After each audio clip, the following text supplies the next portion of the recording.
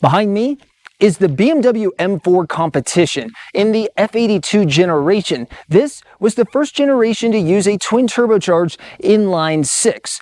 In addition to coming with the competition package, this M4 has one very special feature, at least to probably a lot of folks on this channel, and certainly me. It comes equipped with a 6-speed manual, something that's increasingly hard to get your hands on. I'm Alex, your host, and join me for Test Drive M4 Competition.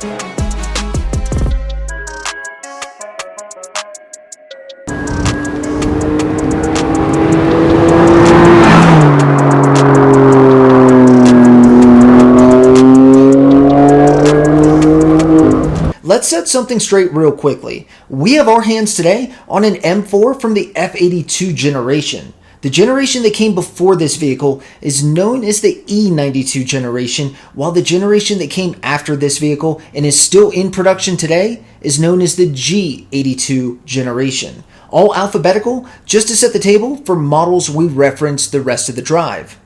For this M4, we have a very unique one question. Given that this was the predecessor to the G82 edition M4 Competition that we opened this channel with, and also was the successor to the E92 M3, the one with the V8 that we just wrapped up our test drive with, where does this generation of the F82 M4 Competition sit between the ultimate feel that was delivered by the E92 M3 and the insane stupid performance that's delivered by the modern day G82 M4 Competition? Underneath the hood of this M4 Competition is a 3-liter twin-turbo inline 6. Now in base form without the competition package, this comes with 425 horsepower and 406 pound-feet of torque. Add the competition package in, the torque remains the same at 406, but you get a boost up to 444 horsepower. So the M4 Competition that you see here has 444 horsepower and 406 pound-feet of torque. The twin-turbo inline 6 under that hood notch there is good to get this 0 to 60 in 4.1 seconds. The quarter mile passes by at 12.4 at 117 miles an hour. The top speed of every M4 is 155 miles an hour in the US. But if when you bought this vehicle, you equipped it with something called the M Drivers package, it does electronically raise the speed limit to 174 miles an hour for the M4. Now, that package was a little unique because it does allow you to actually pick up your M4 at one of the performance centers, take it around the track with an instructor, whether that's in their proving grounds in South Carolina or California. The one thing about that M Drivers package that raised the speed limit is there are no giveaways whether your car has it. You basically have to find your spec sheet to find out whether you can hit 155 or 174 miles an hour. Or you can find out the hard way. Not every M4 of this generation came equipped with a competition package, but if you did happen to opt for that, it was well worth the bang you got for your buck. After all, it wasn't just a handling package like what we saw with the E92. This was much closer to the G82, the M4 Competition that we had to start this channel. When you equipped the competition package, you got a remapped ECU and throttle. It brought power up from 425 horsepower plus 19 to 444. The limited slip differential in the rear was specially tuned to allow for more play in Sport Plus mode before intervention. The adaptive M suspension got a little stiffer, a little firm, which it already is pretty firm. Easiest way to tell if you're staring at an M4 that has the competition package, these distinct rims and blacked out shadowline trim on the kidney grills, side trim, and exhaust pipes. Now, I mentioned that not every M4 of this generation came equipped with the competition package, but by the time this car rolled around, most people had gotten wind that that was such a supreme bargain that more M4s were produced on both sides of the Atlantic in the competition package than they were without. So really at the end, this is a phenomenal bang for your buck, and if you happen to want to buy an M4, go ahead and spring for the competition package if you can find one. But you should be able to find one because they're almost more common than the stock M4. If you ask what people's favorite feature of this generation of M4 is, it's right underneath that subtle hood indentation there. It's that twin turbo inline 6. Now, that may be surprising, especially coming from the predecessor that came with the naturally aspirated V8.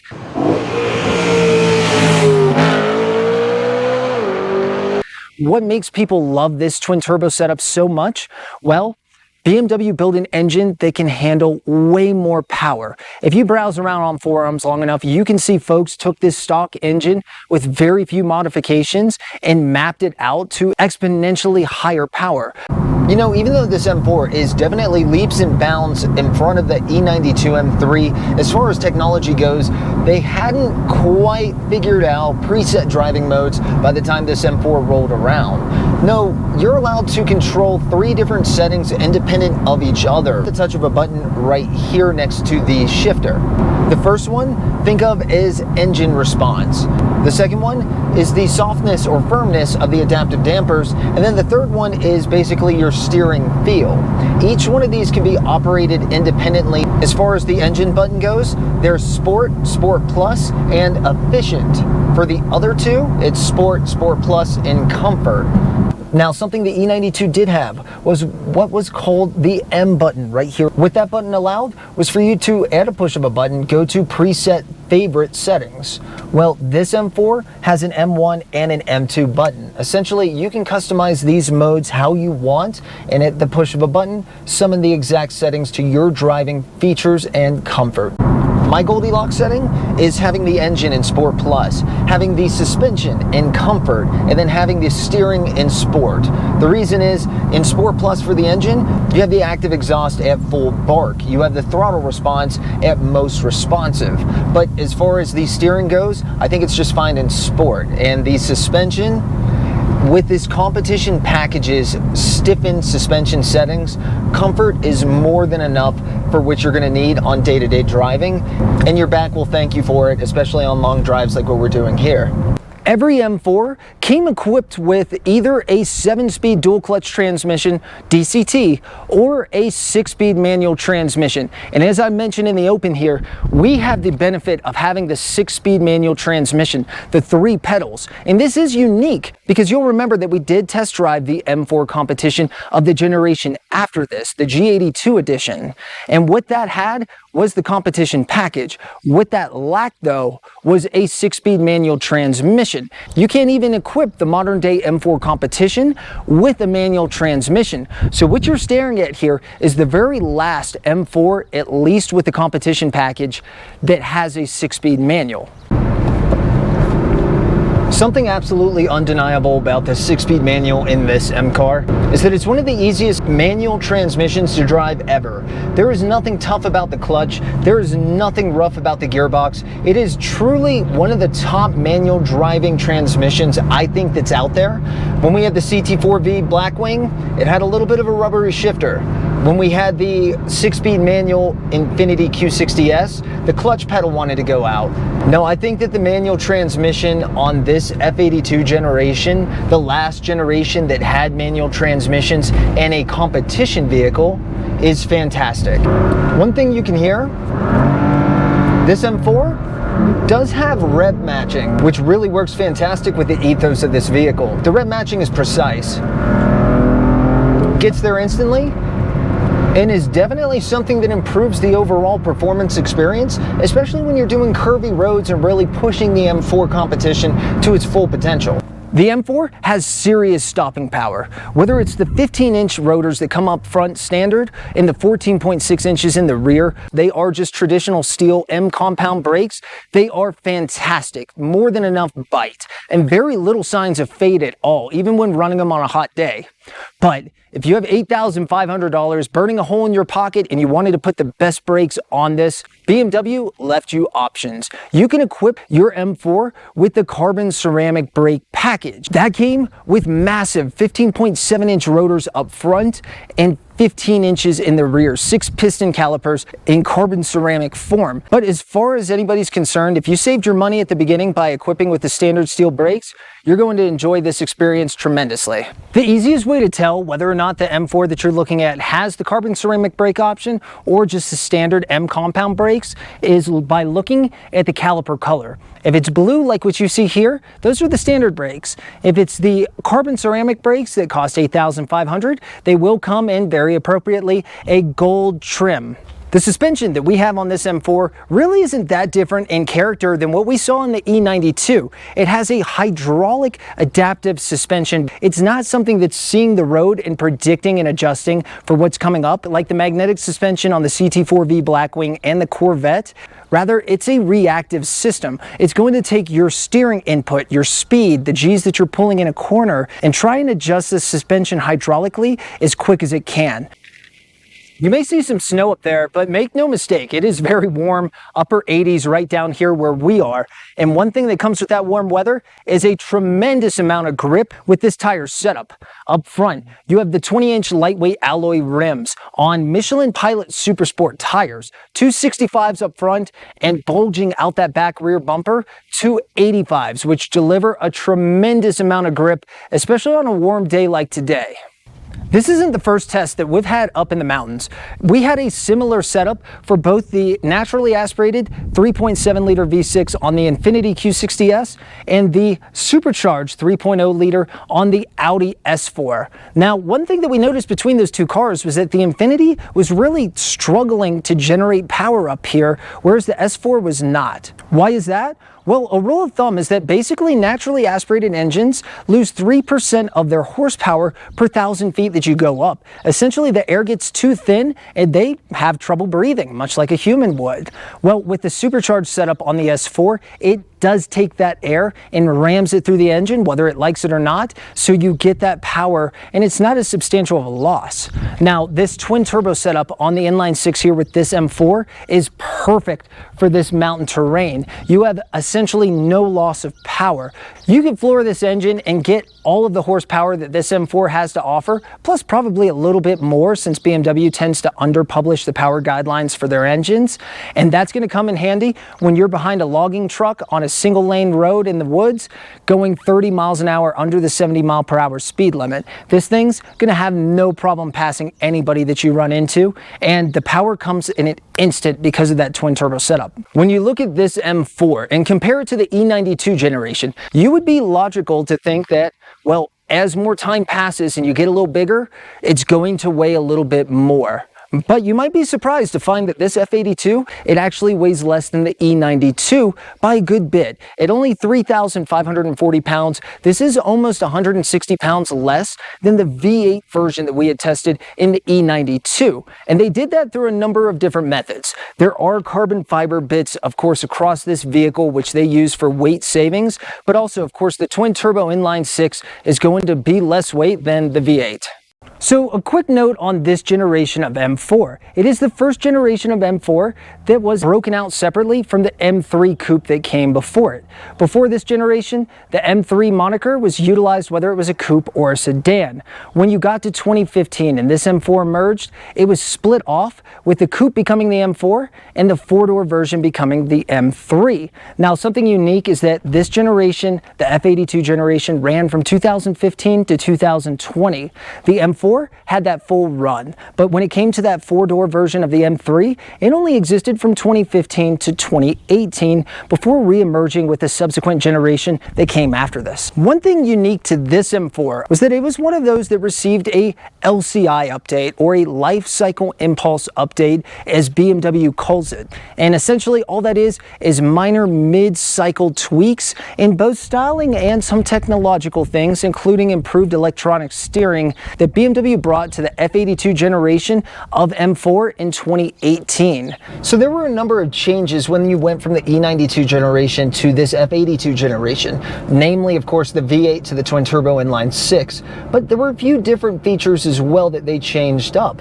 They went from hydraulically assisted steering to electronically assisted steering, and a lot of people said that lost a little feel, though now, of course, you can dial it up, being more firm or more soft with just a button's touch, because again, it's electronically intervened now. But no, one of the main complaints when M4 enthusiasts got their hands on this car was that it didn't quite have the same level of communication back through the steering wheel. So BMW did try and address that in a refresh with this vehicle in 2018, and I will say that it's not a bad experience. It's very responsive, but it doesn't quite have the same amount of communication that you were getting through the steering wheel when you're pushing the M4 as you would have had from a hydraulically operated steering.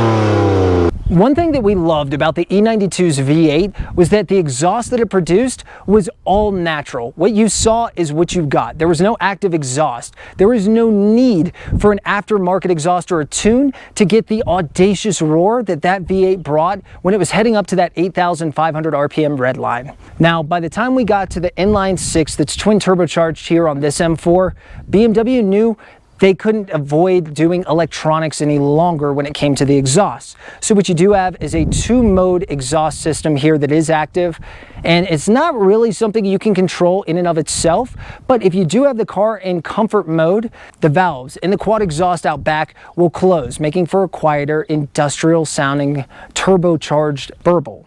But if you put it on Sport or Sport Plus, it does open up those valves and you get a lot of pops.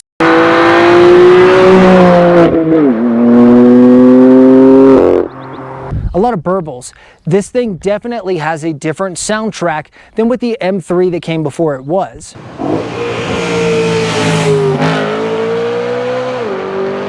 Now, I do wish that the hijinks stopped there with the 2-mode active exhaust, but unfortunately, BMW let it come into the cabin. This does have artificial noise piped through the speaker system. And when BMW was asked why they did this in the M4, they said that essentially the sound deadening within this car made it so much quieter than the generation before that they wanted to make sure the M4 driver could still feel and experience the engine and exhaust. So it's not a feature that you could turn on and off, but this does have artificial noise piped in through the speaker system. Subtle, but it's absolutely there. And that is such a shame to do just one generation removed from having what might be the most audacious naturally aspirated V8 roar out of a BMW car ever.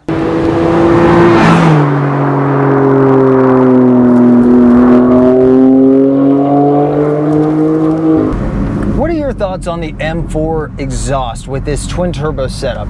Obviously, there's nothing like the audacious roar that you got from the naturally aspirated V8 on the E92, but as far as actual sounds go, I think they did a pretty admirable job getting the most out of this twin turbo setup for an exhaust. What are your thoughts? Do you think that BMW made the most out of what they had here, or is it heresy after that beautiful V8 roar that came from the E92 right before this?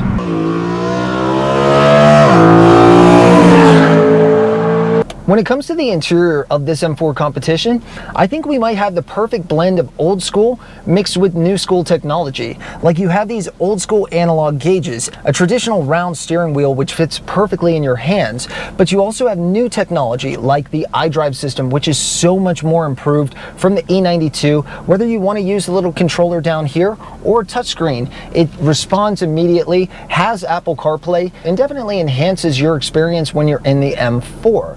Now, as far as the interior looks go, I think it's relatively handsome. I do not love the carbon fiber trim. I prefer aluminum or even some kind of wood trim, but I do think it does look good and fits in. Now, when it comes to ergonomics, BMW finally figured it out with this generation. If you recall the E92, it actually had cup holders that popped out of the dash. Well, they somehow were able to figure out how to put a 6-speed manual, 2 cup holders, and the iDrive controller all right here within your finger's grasp. Now, when you actually look at the seats, maybe that's one thing that's a little debatable. I think they look extraordinary. These little M4 logos, they will light up at nighttime when you have the lights running. But as far as comfort goes, especially on long road trips, these seats are meant to bolster you in when you're pushing the M4 to extremes. They are not meant to be your friend on long road trips, and you learn that really quickly. One nice feature that this M4 does have is a heated steering wheel. But if you look around the dash, you really don't see a button for it. If you look on the steering wheel, no button there either. It's one of those typical BMW things where they put it in a very efficient, logical spot, but you have to figure out where they put it first. You actually have to come down here and press a very small hidden button, of which you obviously cannot see what it's doing when you go to touch it. Audio options when it came to this generation of the M4 were extraordinary, which meant we got the 16 speaker, 600 watt Harman Kardon audio system. You can see some of the tweeters here. It's an excellent audio experience and definitely something that you need to take advantage of, because again, you don't have the V8 noise coming out the back anymore. So if you do get a little bored of the exhaust note, you have an extraordinary audio system that backs you up and definitely fills out this cabin very well. If you're checking out the analog dashboard, one thing that might catch your eye in the instant miles per gallon is a small battery that BMW calls EfficientDynamics. No, this doesn't have a hybrid system, but it's kind of similar setup. It's BMW over-engineering their cars. Essentially, they will take the momentum from your braking power and use it to charge a battery. Not a hybrid motor battery, but your traditional 12-volt battery. Now, there's very incremental gain on efficiency from that, and I will give my hat off to this car. It's insanely performance-driven, but it does actually have a bit of an eco feel to it, at least when you're filling up at the gas station. The E92 wanted to gulp through its fuel tank, whereas this M4 Competition really will nurse on it. You can get well over 20 miles per gallon with this vehicle, even when you're pushing it, all because of the setup that they engineered in here. And while that EfficientDynamics isn't a huge component of driving that miles per gallon, everything BMW does on the edges incrementally is built to deliver a better experience, and they've managed to do that while still avoiding putting a hybrid in this, at least for now. One of our main complaints with the E92 M3 that was before this was kind of the lack of comfort features and technology features that you would expect from the flagship car in the 3 Series lineup. Well, fast forward 8 years, and BMW didn't just catch up, they maybe got ahead of the game when it comes to what's on this M4. If you check right here beside the bumper, you'll notice little cameras embedded within the bumper, provides 360-degree camera support. This M4 also has adaptive cruise control as well as adaptive LED lighting. Move inside the vehicle and you have a heads-up display right in front of you displaying vital driver information, as well as a heated seat and a heated steering wheel setup.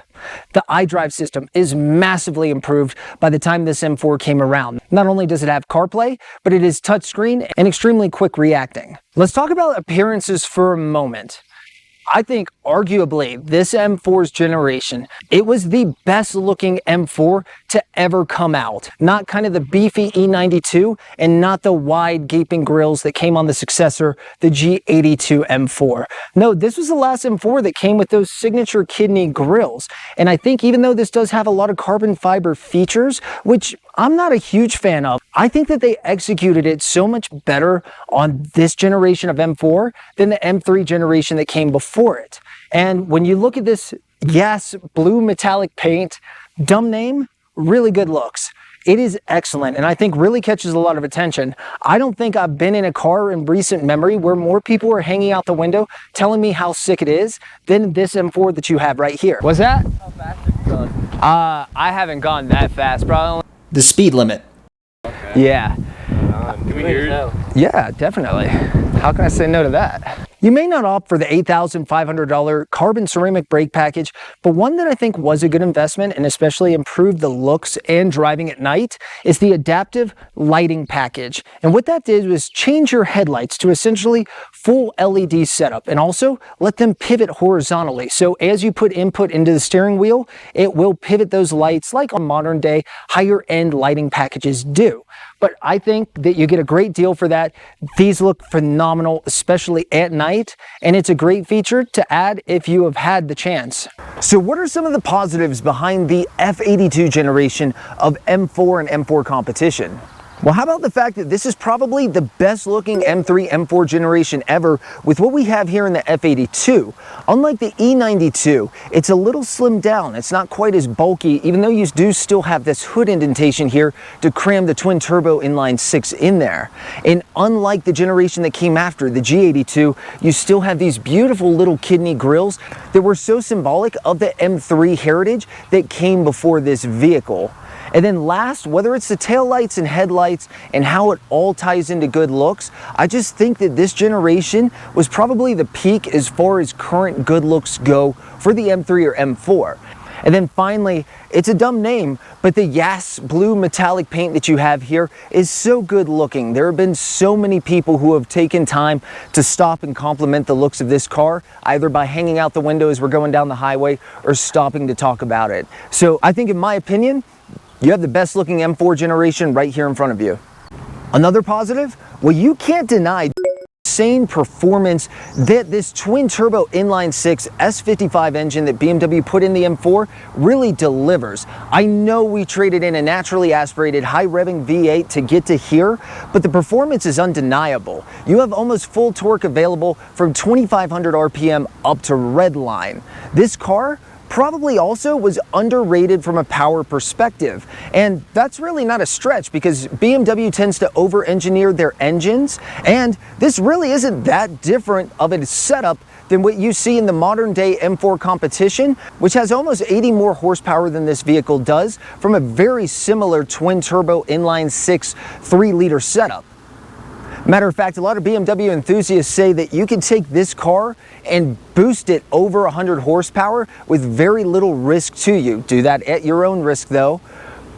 But it really is the extraordinary performance that this S55 engine delivers that was certainly a trade-off when you went from the V8 to the twin turbo inline 6 setup, but certainly has benefited everybody from a performance perspective. Another positive, well, let's talk about just the handling performance that this vehicle has. At less weight than the E92 that came before it, but still having the adaptive suspension, this vehicle is a monster when it comes to handling. And then add in the additional traction that came from those meaty 265, 285 staggered setup on this car, and this M4 really took leaps and bounds when it came to delivering the handling experience, regardless of maybe how it feels when you are pushing it through a corner. On the other side, what are some of the negatives behind this generation of M4 Competition? One negative, well, let's start with the artificial noise that BMW pumps through the speakers. BMW moved from obviously that naturally aspirated V8 powered soundtrack to a twin turbo inline 6 setup, and there was certainly a sacrifice there. To make up for it, they're pumping artificial engine and exhaust notes through the cabin, through the speaker system. Now, this is not something that you can control. It's not something you can turn off. And I think anytime that you get to a point where you have to pump artificial noise through the cabin, you know that you've probably lost a little bit from the generation before. BMW's rationale is that they wanted to make sure the M4 driver could really experience the full engine notes. In reality, you just don't have a V8 anymore, and they were trying to make up for it any way possible. Another negative? While the handling in this car can't be denied, I will say that the communication while you're pushing it is not really as strong as it used to be. And that's a result from BMW moving from the hydraulic assisted steering in the E92 M3 to the electronically assisted steering here in the M4 Competition. This car has extraordinary handling capabilities. When you're pushing it through turns, you kind of just have to trust what you've learned about the M4. It's not really communicating when it's going to give out. One of the things we talked about with the E92 is that when you pushed it, you knew exactly where it was going to go. With the M4 Competition, it's a little bit more of a learning case. There's not quite as much feel, and a lot of people say that that's one of the more disappointing things, moving from a hydraulic assisted steering to an electronically controlled steering like this M4 has. Another negative?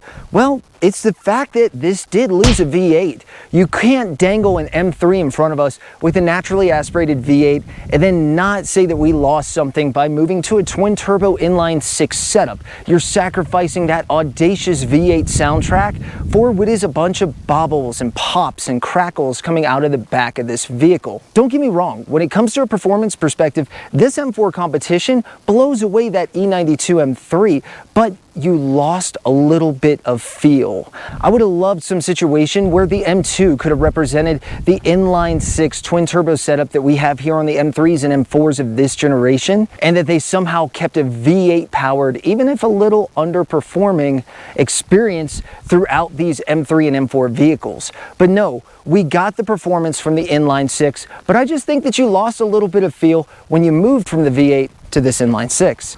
And now, to answer the question we started with, having already driven the E92, the generation before this, as well as the G82, the M4 Competition that came after this, how does this F82 M4 stack up with the generations on either side of it?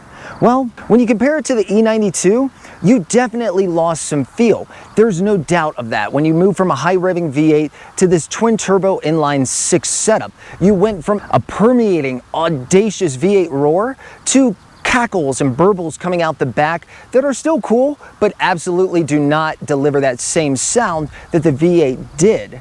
On the other side, this is much more of a spitting image of the G82, the more modern day M4 Competition. It has essentially the same engine underneath the hood, that same twin turbo inline 6 setup. And that G82 M4 Competition was just stupid fun. The power was insane. But that M4 Competition doesn't even offer a manual transmission anymore. No, I think when you look at this F82, it was a really great bridge between something that was the ultimate feel in the E92 and something that's the ultimate performer in the G82 edition. This came with a 6-speed manual. This was the best looking car in my opinion. This brought so much more technology to the game than the E92 ever had.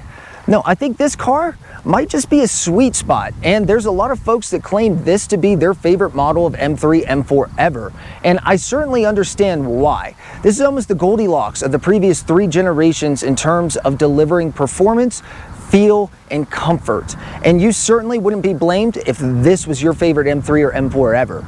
So what do you think? What did I get right? What did I get wrong? Now that we've had the chance to drive 3 different generations of BMW M3 M4s, what is your favorite? Do you prefer that naturally aspirated high revving V8 that the E92 had? Or do you prefer the insane performance that the modern day M4 Competition delivers? Or do you maybe look at this as one of the sweet spots from a 6-speed manual, a performance, a good looks perspective, and say this is the generation you would want? Let me know in the comments below. And if you enjoyed this video, it would mean the world to me if you hit like. And if you want to join us for more test drive videos like this, trying to get our hands on those unicorn cars, those cars that make you feel, go ahead and hit subscribe, because our whole intent on this channel is to get our hands on cars like that. Those cars that make you feel, those cars that are increasingly becoming a dying breed. If you made it to the end of the video, we appreciate the hell out of you. I'm Alex, your host, and I'll see you on the next test drive.